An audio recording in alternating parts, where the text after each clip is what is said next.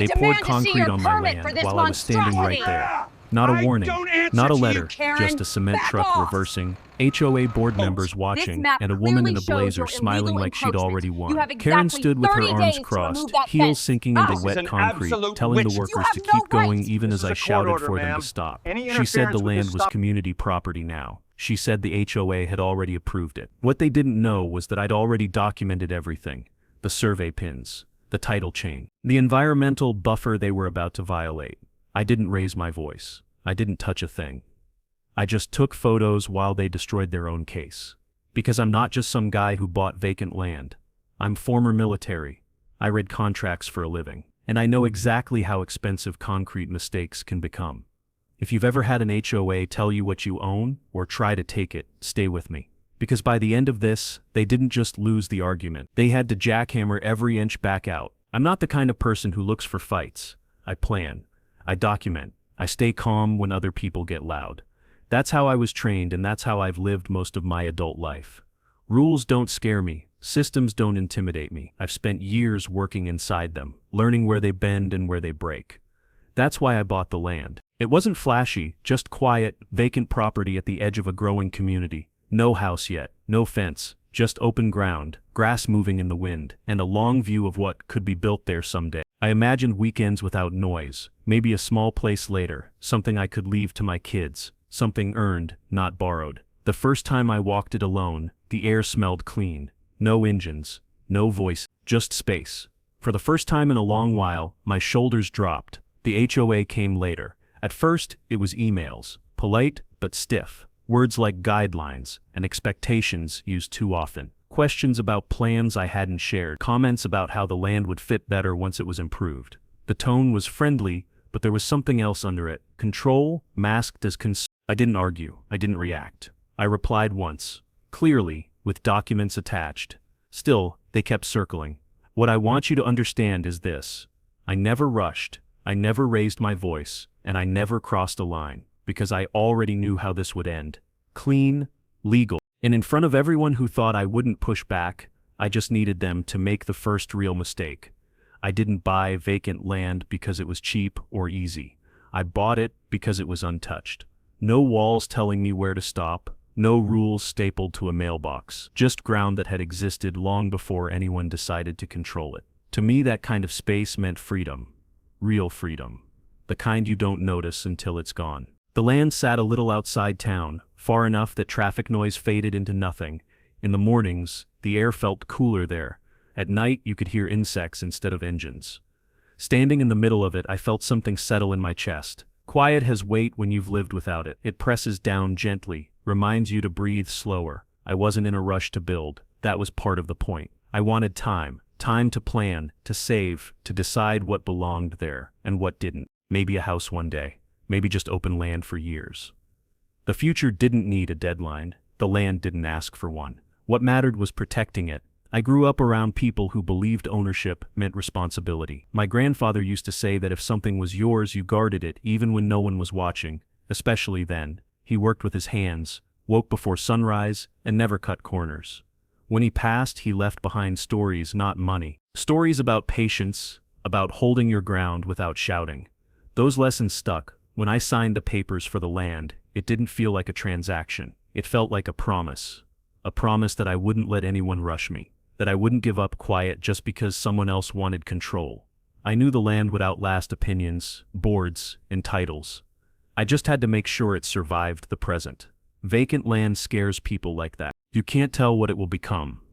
You can't box it in with expectations. It's a blank page, and blank pages make controlling personalities uncomfortable. I plan to keep it clean.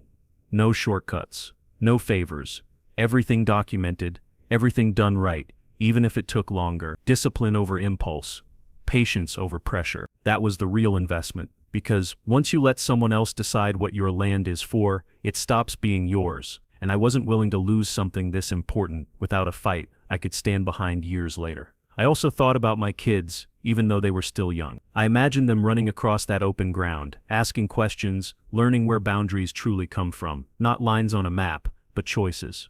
I wanted them to see restraint modeled, not rage.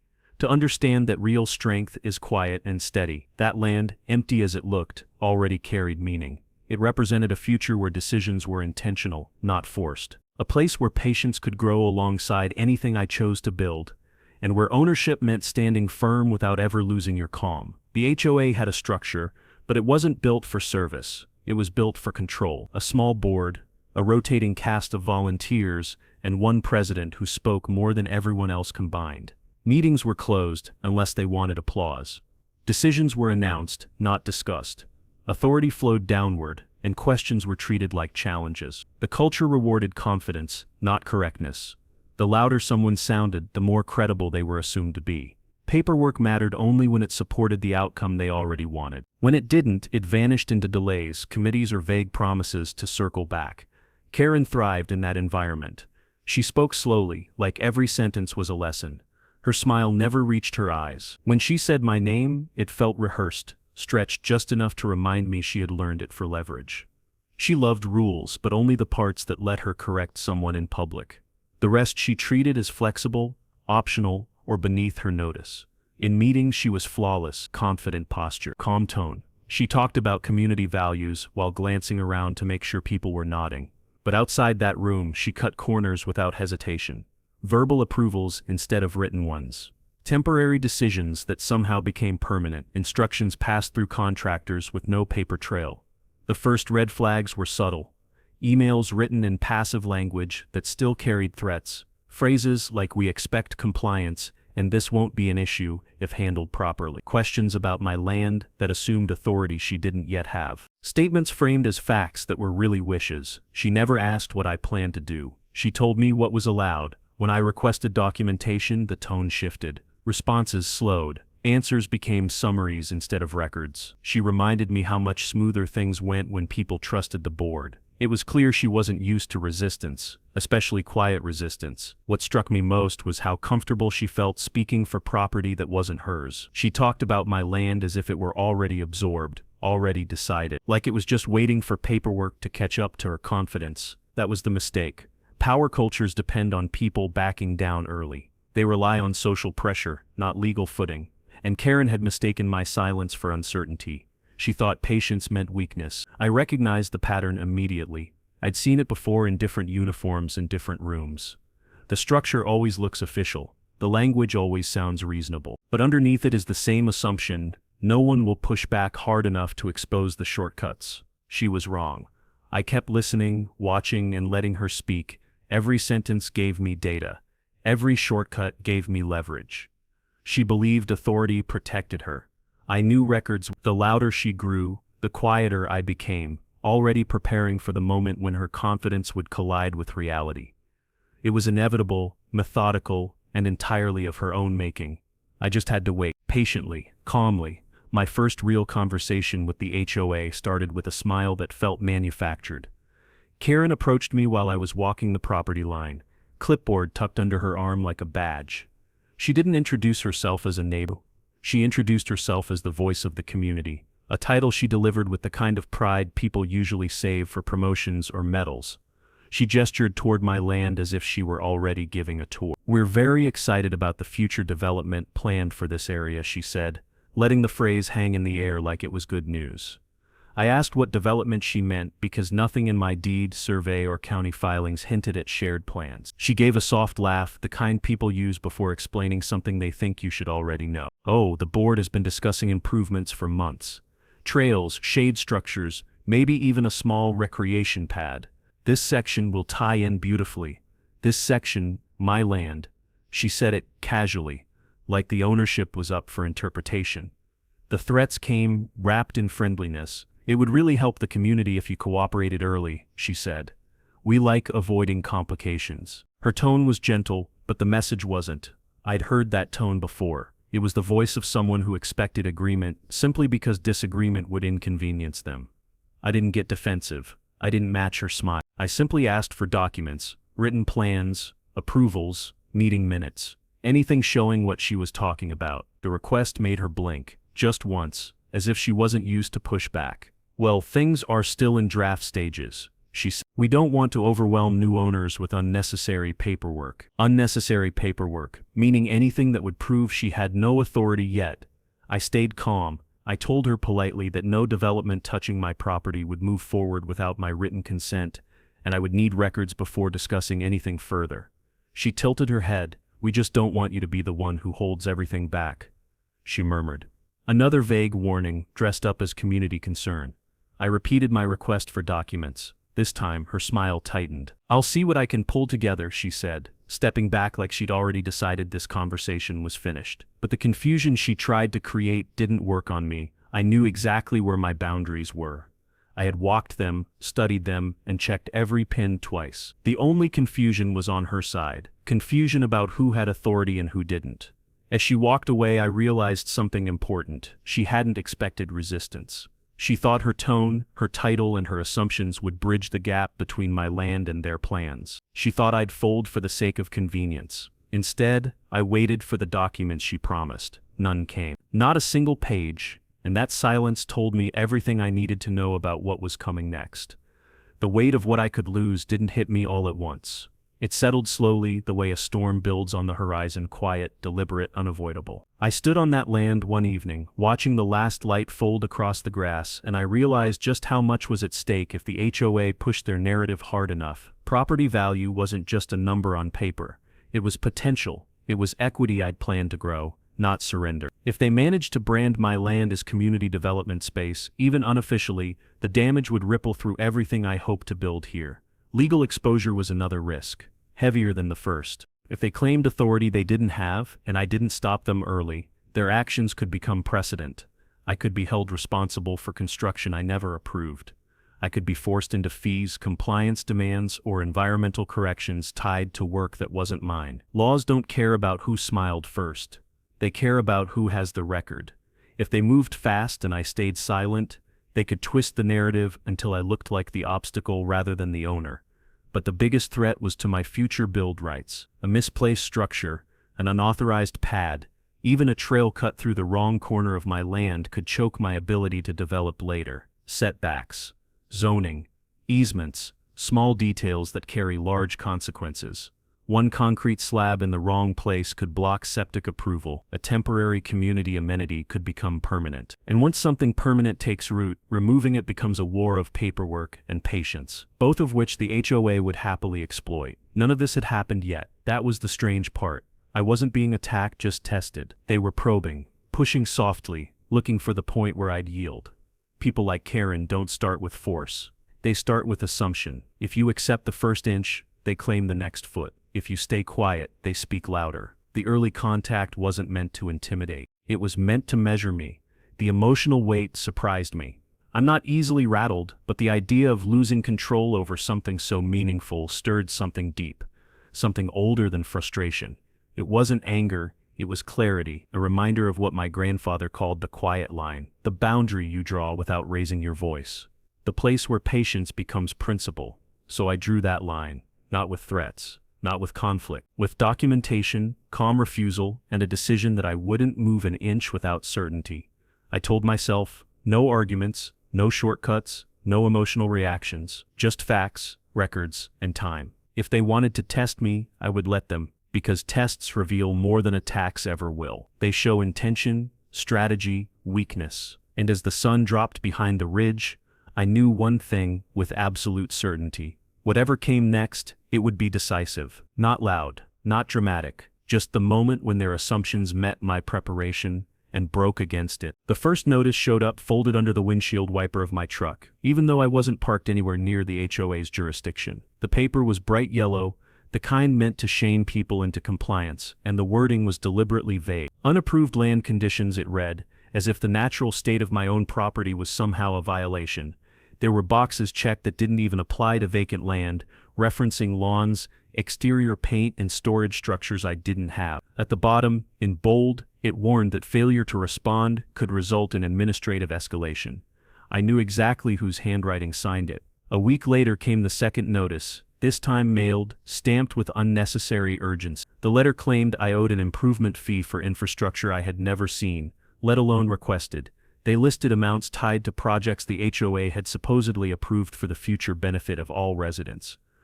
Lighting, soil grading, none of it had touched my land, yet somehow I was already marked as delinquent. The tone pretended to be polite, but every line felt like a push. Prompt payment maintains goodwill. Cooperation prevents complications. Each sentence built pressure without ever stating a legal basis. Then came the threats of lines, slipped into the fine print like a quiet ambush. Failure to settle outstanding balances may result in a lien being placed on the property. No documented fees, no contracts, no receipts, just the word may, floating there like bait. I knew they couldn't legally place anything without proving the charges, but HOAs rarely need legality to create chaos. They rely on intimidation, on the fear that a property owner will pay simply to avoid conflict. They wanted to see whether I'd bend or break. They wanted to see whether I understood the difference between a threat and a lawful action. I didn't react. Silence frustrates people who expect panic. Instead of arguing, I filed every notice into a folder, date-stamped, photographed, and backed up. I treated their papers like evidence, not communication. When Karen passed me one morning and asked if I'd taken care of the outstanding issues, I simply said, "Send documentation." Her smile faltered just long enough to confirm what I already knew. There was none. She wasn't enforcing rules. She was testing boundaries, building a narrative she could point to later. A narrative that would collapse the second anyone official asked the same questions I was asking. More notices followed, each slightly more aggressive than the last. Some claimed I was ignoring mandatory reviews. Others said I had failed to submit improvement proposals. One scolded me for non-compliant vegetation maintenance, whatever that meant on an untouched parcel of land. The absurdity wasn't funny, it was strategic. The goal wasn't accuracy, it was volume. The more papers they sent, the easier it would be for them to argue I was chronically uncooperative. Even false history becomes history if no one challenges it. They were writing a story they planned to use against me later. As the stack grew, so did the pressure. Neighbors started glancing at me differently, as if I were already a problem before I even built a mailbox. Rumors travel quickly when the narrator is confident and the target stays quiet. But my silence wasn't surrender. It was preparation. Every false charge, every baseless fee, every hollow threat was another brick in the wall they were building around themselves. And I wasn't going to stop them. Not yet. They were tightening the noose, thinking it rested around my neck. They didn't realize I was the one holding the rope.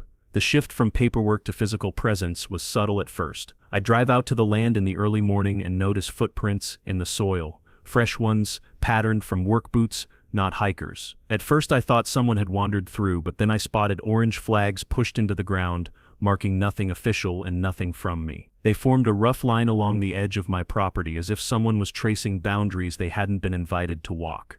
One afternoon, as I stepped out of my truck, a camera shutter snapped. I turned to see a man I didn't recognize standing near the road, pretending to photograph the horizon. But every time he lifted the camera, the lens pointed toward my land. He didn't wave. He didn't introduce himself. He just took picture after picture, clicking methodically, waiting for me to react. When I walked toward him, he hurried off, muttering, "Just documenting conditions," as if that explained anything. It wasn't just one person. Over the next week, different individuals showed up.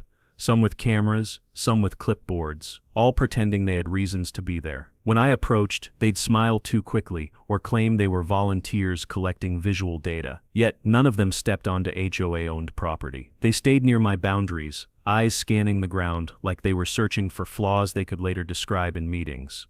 Speaking of meetings, I stopped receiving notices altogether. The HOA had previously flooded my inbox with reminders and procedural expectations, but suddenly the communication went silent. Neighbors mentioned gatherings I hadn't been told about. Decisions were being announced after the fact. Trails, improvements, projected expansions, plans that sounded suspiciously like the ones Karen had hinted at during our first conversation. The omission wasn't accidental. Excluding someone is its own form of pressure. If you're not in the room, you can't object. If you don't object, they claim you agreed. The workers came next. Not contractors hired for real jobs, just men in safety vests, walking my property line as if rehearsing something. They carried measuring wheels, jotting notes, never stepping onto my land but circling it like it was a puzzle they were trying to solve. One of them nodded at me and said, "We're confirming the path layout," as though that explained why paths were being planned around property the HOA didn't own. When I asked who sent them, he shrugged and said, "The board," before quickly returning to his notes. Every action was small, deniable, quiet, but together they formed a pattern. Surveillance meant to unsettle, Activity meant to confuse. Visibility meant to intimidate. They wanted me to feel watched. They wanted me to feel surrounded. They wanted me to understand that they had numbers, momentum, and the confidence that comes from believing no one will challenge them. But intimidation only works when you fear being alone. I wasn't alone. I had records, patience, and a growing folder of evidence documenting every step they took toward a line they didn't realize they were crossing, and they were getting closer by the day. The concrete incident didn't begin with an argument or a warning. It began with the rumble of a diesel engine, low and unfamiliar, rolling across the quiet morning like something out of place. I was halfway across my land when I saw the cement truck turning down the road, its drum spinning as if it already knew where it was going. There had been no notices, no permits posted, no conversation, just a truck arriving with purpose, guided by certainty that didn't belong to it. The driver slowed when he saw me, but only for a moment. Then he looked past me toward Karen, who stood near the property line with a stack of papers in her hand and the posture of someone delivering a verdict. She waved him forward with the confidence of a person who believed waving was enough to create authority. The truck lurched toward the open patch of ground, as if my presence were a minor inconvenience she would smooth over later. I walked toward her, keeping my pace steady. Inside, anger was building, rising like heat trapped under my ribs, but I held it down. The moment I let it out, I'd lose control of the narrative she was creating. Karen didn't want a conversation, she wanted a scene. She wanted me loud, reactive, emotional. I refused to give her that. "What is this?" I asked. My voice was even, level, almost too calm. Calm unsettles people who expect confrontation. Karen didn't look at me first, she looked at the driver, pointing to the ground. "Right there," she said. "Pour to the markers. The board has already approved it." She delivered the line like a judge announcing a sentence. Then she finally turned to me, smiling with a sweetness that tasted like vinegar. "This is a community enhancement project," she said. "You'll benefit from it too." "It's my land," I replied. She tilted her head. "Not exactly, it's designated for shared recreational use." She said it firmly, as if tone alone could rewrite property records. The workers began unspooling the chute, acting on her confidence rather than legality. Gravel crunched under their boots. The smell of diesel thickened in the air. Inside, my pulse kicked harder. Watching strangers prepare to pour thousands of pounds of concrete onto ground I legally owned felt like someone breaking into a locked room with a smile, but I stayed composed. Control was my only weapon now. If I stepped wrong, if I touched anyone, blocked the truck, or tried to physically halt anything, she would spin it into aggression. So I chose precision. "Show me the documents," I said. "Permits. Approvals. Anything with my signature." Karen waved the stack in her hand like a prop. "Everything is in order." "Then let me see it." Her smile faltered.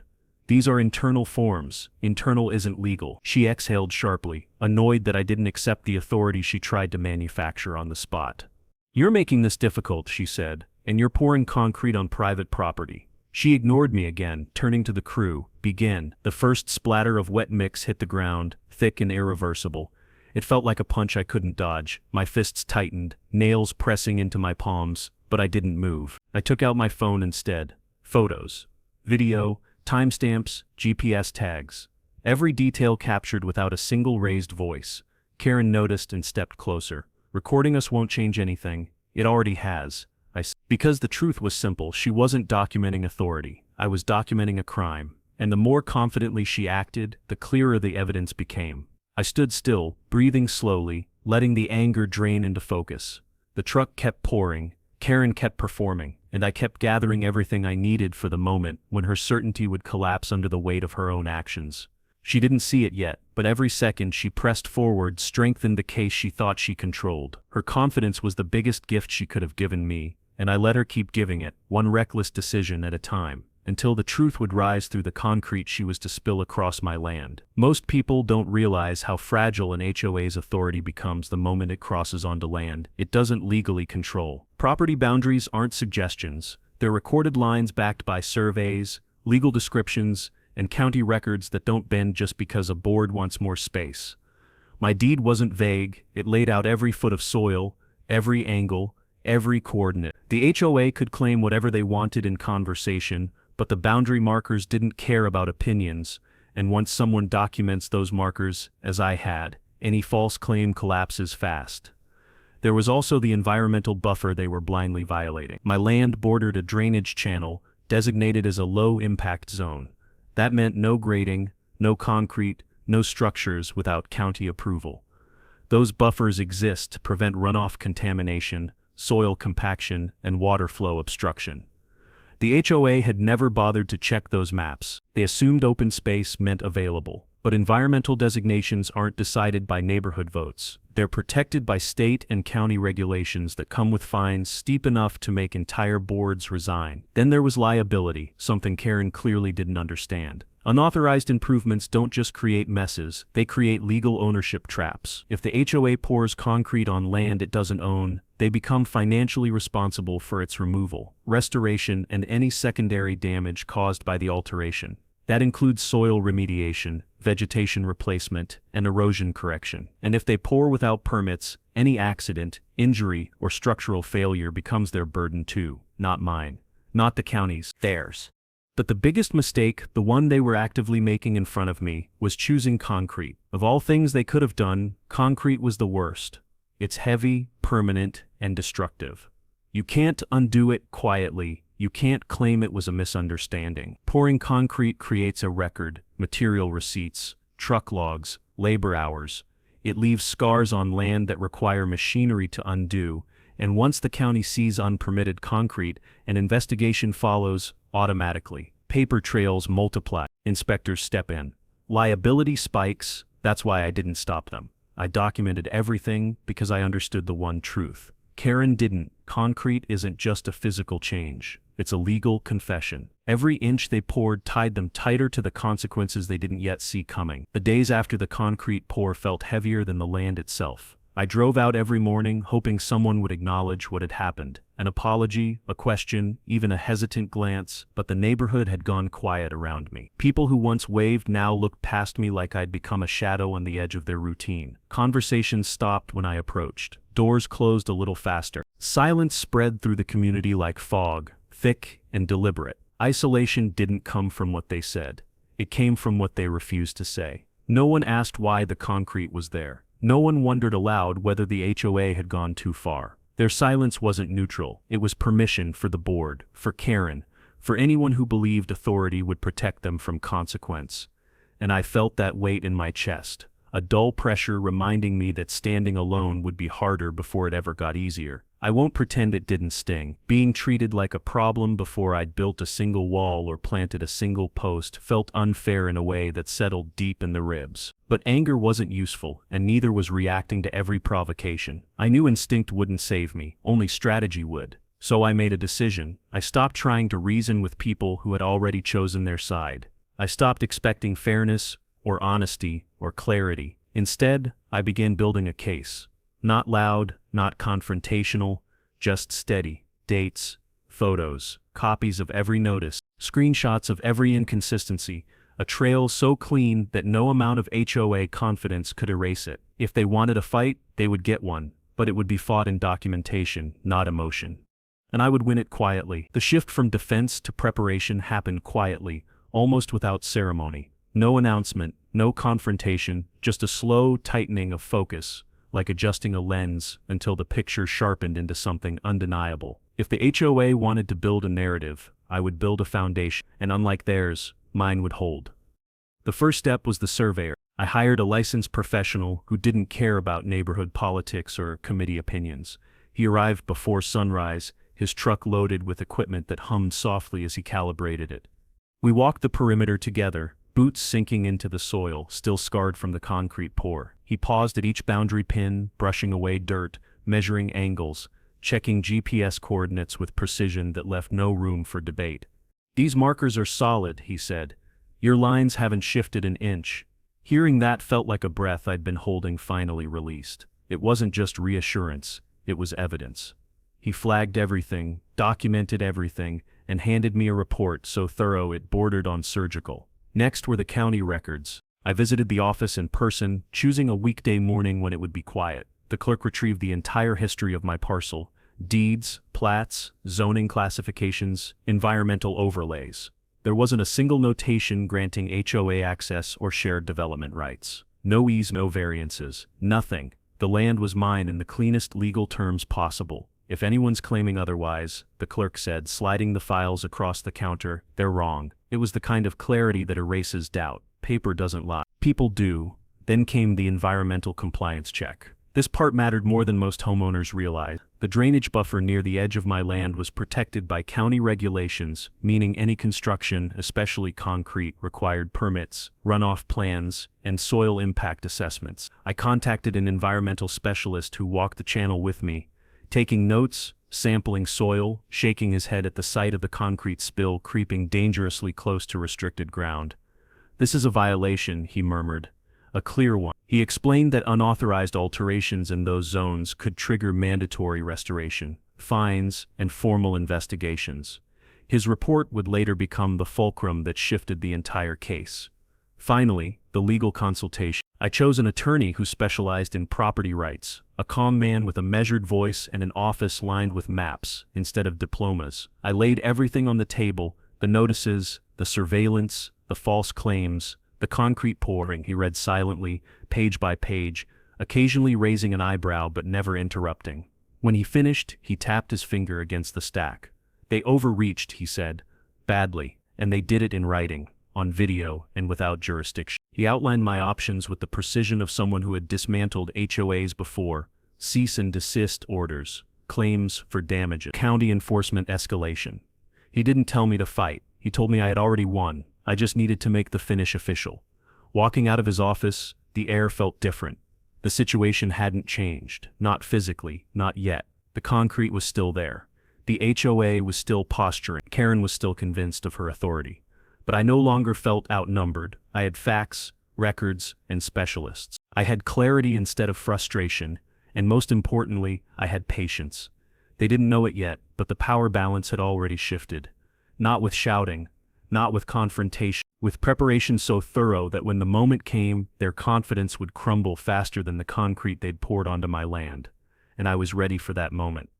The HOA didn't slow down after the concrete incident, they accelerated. It was almost impressive how quickly they doubled down, as if confidence alone could turn their mistake into my obligation. The next week, I arrived at my land to find a small crowd gathered: board members, a few curious neighbors, and Karen standing in the center like she was unveiling a monument instead of a violation. Her posture was sharp, chin lifted, clipboard pressed against her chest like a shield. "We need to discuss your non-compliance," she said loudly the moment she saw me, making sure everyone heard. She didn't greet me. She didn't even pretend this was a conversation. She was performing authority, and the audience made her bolder. "The community has voted to move forward with the recreational pad," she continued. "Your resistance is creating unnecessary delay." I didn't respond right away. I let the silence stretch, watching her expression tighten. Silence unnerves people who rely on dominance through noise. "Karen," I said calmly, "you poured concrete on my property without permission or permits." She smiled. Smug, practiced, brittle at the edges. "The board approved it. Our records show this area designated for shared use. You refusing to cooperate only creates legal exposure for everyone involved." Her tone made it sound like she was protecting me instead of cornering herself deeper. "There is no shared use designation," I said. "Not in the county files, not in my deed." Her smile didn't falter, but her eyes flickered just briefly toward the neighbors watching. She needed them to believe she was in control. That belief was her shield. She reached into her clipboard and pulled out a sheet of paper with an official-looking letterhead. "Too official, too clean. This is your written notice of required compliance," she announced, projecting her voice like a small-town judge. "Per HOA authority, you must approve the ongoing improvement work and cease interfering with community development." "Authority?" I asked. Her jaw tightened. "Yes." I took the paper from her hand and read it. It was a masterpiece of nonsense: broad language, undefined terms, citations that didn't match any real statute. No signatures from county officials, no references to actual regulations. Just a forged sense of power printed on crisp white paper. "This isn't legal," I said. "It is binding," she replied, her voice clipped. "And if you continue obstructing progress, the board will pursue remedies, fines, penalties, potential legal action." Behind her, a few neighbors exchanged uneasy glances. They didn't know enough to question her, but they knew enough to feel the tension tightening like a rope. "Karen," I said quietly, You don't have the authority to issue orders on land the HOA doesn't own. She stepped closer, lowering her voice so only I could hear. Everyone here sees you as the problem, she whispered.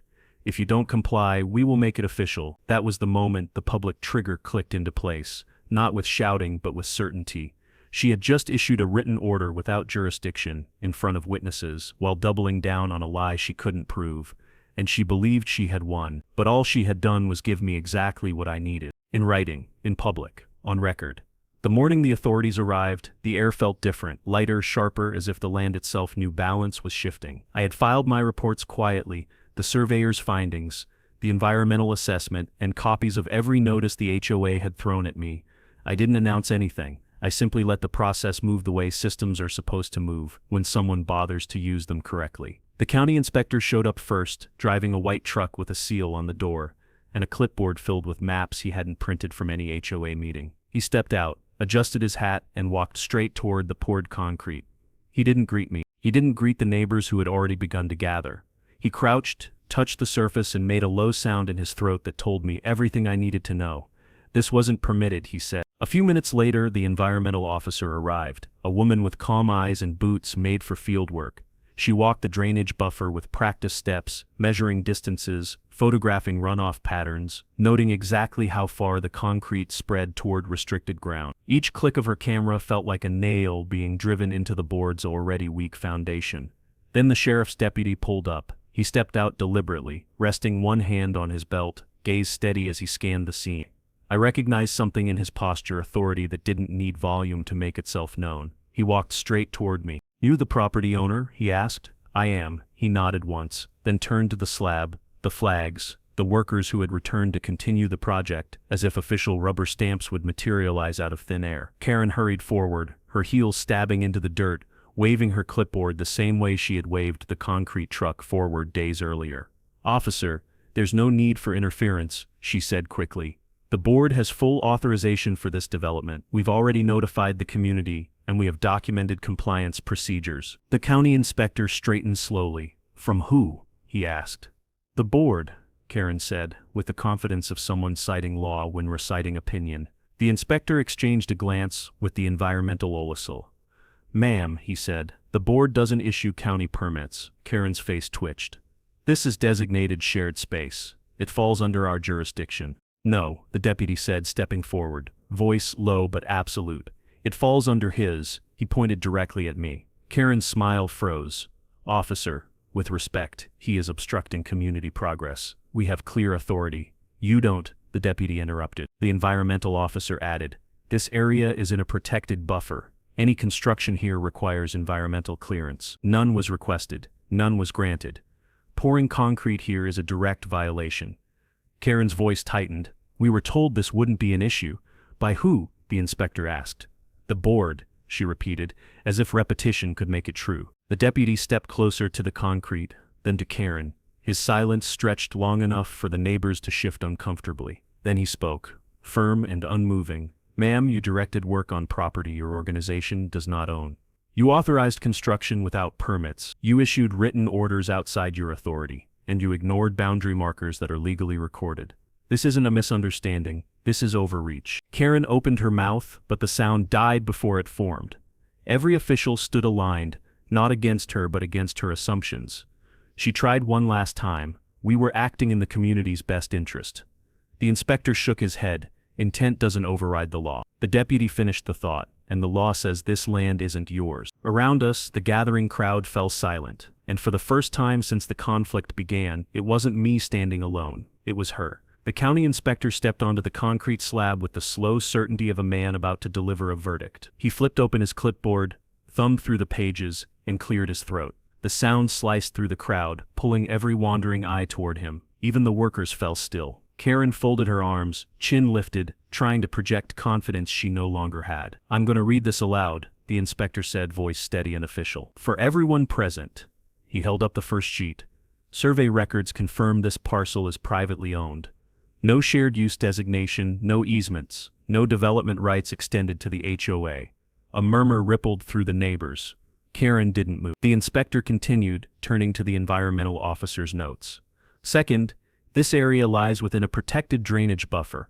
Any construction requires county permits, environmental review, and runoff mitigation. None were filed. None were approved.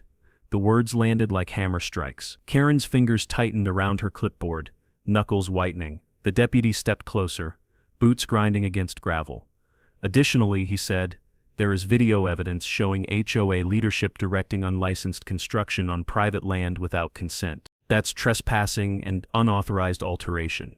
Karen tried to speak, but the inspector raised a hand, calm, deliberate, dismissive.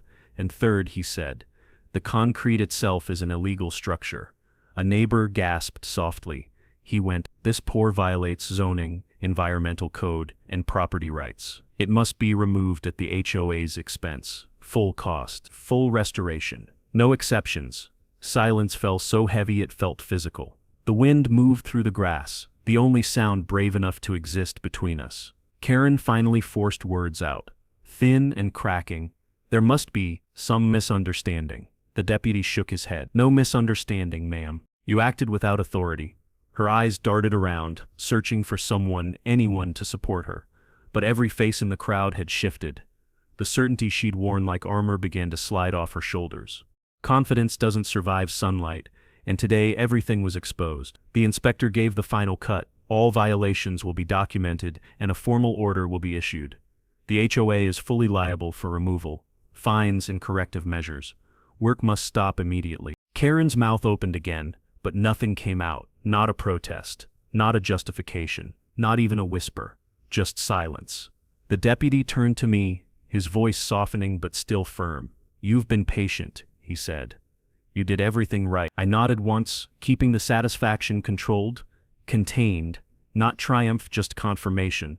The truth had weight, and today it spoke louder than any argument I could have made. As the officials walked the site, photographing every angle, Karen stood frozen, public confidence evaporated, private shortcuts exposed, her authority collapsing in front of the people who once believed her. And in that quiet, undeniable moment, the power flipped, complete. The fallout didn't explode all at once. It unraveled, thread by thread. Every official report made its way through the system. The HOA tried to posture at first, sending out a community-wide email, dripping with damage control phrases like miscommunication and unexpected regulatory concerns. But the tone changed the moment the county's formal notice arrived. It stated in blunt, unapologetic language that the concrete pour was unauthorized, illegal, and required full removal and environmental restoration at the HOA's expense. That was the moment the panic began.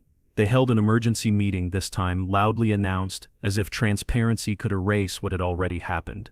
I didn't attend, but I could hear raised voices echoing from the community center when I passed by. Chairs scraped, papers slammed. Someone demanded to know how the board could have approved something they had no authority over. Someone else shouted about fines, budgets, and liability. Karen's name kept surfacing like a buoy pulled under by waves. By the next morning, the contractors arrived, not to build, but to undo. The same HOA members who once watched the concrete being poured now stood off to the side, arms crossed, unable to look me in the eye as jackhammers shattered their improvement project into rubble. The sound was sharp, rhythmic, almost cathartic. Each crack felt like a layer of their arrogance breaking open. Dust rose in pale clouds, drifting across the land they had tried so hard to claim. I watched quietly, hands in my pockets, while the workers loaded chunks of concrete into metal bins, the weight of each piece a reminder of how confidently they'd overstepped. Karen wasn't there, not the first day, not the second. Rumors spread that she had been pressured to step down temporarily, while the board conducted an internal review, but everyone knew what that phrase meant. She had been removed in everything but paperwork. The board needed someone to absorb the blame, and she had given them more than enough to work with. Her confidence, once her greatest asset, had become evidence. Neighbors approached me cautiously, offering awkward apologies that sounded like confessions. We didn't know, one said. We trusted them, another murmured. Their discomfort wasn't something I took pleasure in, but it did settle a piece of the weight I'd carried. Silence had protected the board before, but now silence worked against them. Invoices started circulating, real ones this time, listing the costs of demolition, soil testing, restoration, and environmental oversight. The total wasn't concrete may be cheap to pour, but it's expensive to erase, especially when the county mandates every inch be returned to its natural grade. And every dollar had to come from the HOA. Watching the board scramble wasn't satisfying in the way revenge stories often promise. It was steadier, quieter, more grounded. Justice didn't roar. It landed, soft but irrefutable. What mattered most was simple. The land was mine again, fully, officially, undeniably. The boundaries they tried to blur were sharper than ever. Their authority, once stretched thin over confidence and assumption, had snapped clean in the sunlight of actual law. And Karen, who once spoke like she owned the whole neighborhood, had nothing left to say. The restoration felt nothing like the chaos that created the mess. It was deliberate, methodical, almost respectful, like the land was finally getting the apology it deserved. The jackhammers returned first, their metallic rhythm echoing across the open field as they broke apart the last remaining slabs. Each strike sent vibrations through the soil, loosening what should never have been there in the first place. Workers hauled out the debris piece by piece, loading it into dumpsters that groaned under the weight of someone else's arrogance. Watching the concrete disappear was surreal. Days earlier, it had felt immovable, heavy, permanent, a symbol of the HOA's certainty that they could reshape my land without consequence. Now it crumbled easily, reduced to fragments small enough to sweep away. The sound that once made my chest tighten now felt like punctuation. Every crack was an ending. Every lifted chunk was a correction. Once the slab was gone, the real work began. The environmental officer returned to oversee soil tests, her calm presence a reminder that this restoration wasn't optional or symbolic. It was mandatory. She marked areas where runoff had pooled, where the weight of the concrete had compacted the ground, where native plants had been crushed. Her notes were clinical, but her tone held a quiet reassurance. "We'll get this back to where it should be," she said, almost gently. Soil aeration crews followed, using equipment that pierced the ground, lifting and loosening it so air and moisture could return. The earth responded slowly at first, like someone waking from a long sleep.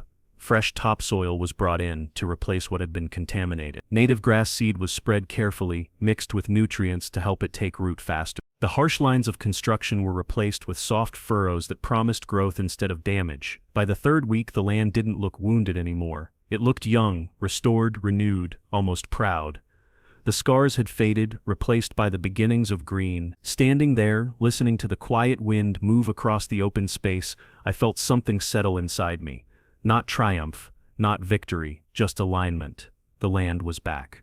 The damage was undone. And everything the HOA had built on paper and concrete, in arrogance, had been erased with it. When the restoration crews finally cleared out, I returned to the land alone. No machinery, no officials, no spectators waiting to see what would happen next. Just silence, the kind I had imagined the first day I bought this place. The ground felt softer under my boots, still settling from the work, carrying the faint scent of fresh soil and new beginnings. I walked slowly, letting my steps trace the same path where the concrete had once pressed the earth flat. Now it was open again, breathing again, as if the land itself had exhaled after weeks of holding tension. I didn't rush. I didn't analyze. I just let the quiet wrap around me. It struck me how different this moment felt from the day the cement truck arrived. Back then, everything inside me tightened. Anger, disbelief, the fear of losing something precious before I'd even had a chance to build on it. But now, standing on clean ground, what I felt wasn't anger or victory. It was gratitude for restraint I hadn't always trusted myself to hold. I thought about every moment when shouting would have felt satisfying, when confrontation would have been easy, when reacting would have given Karen exactly the story she wanted, and I thought about how each time I chose stillness instead. Restraint isn't weakness. It's control of the moment, the narrative, the outcome. The land was proof of that now. I knelt and ran my fingers through the loose earth. It felt alive, unburdened, ready for whatever came next.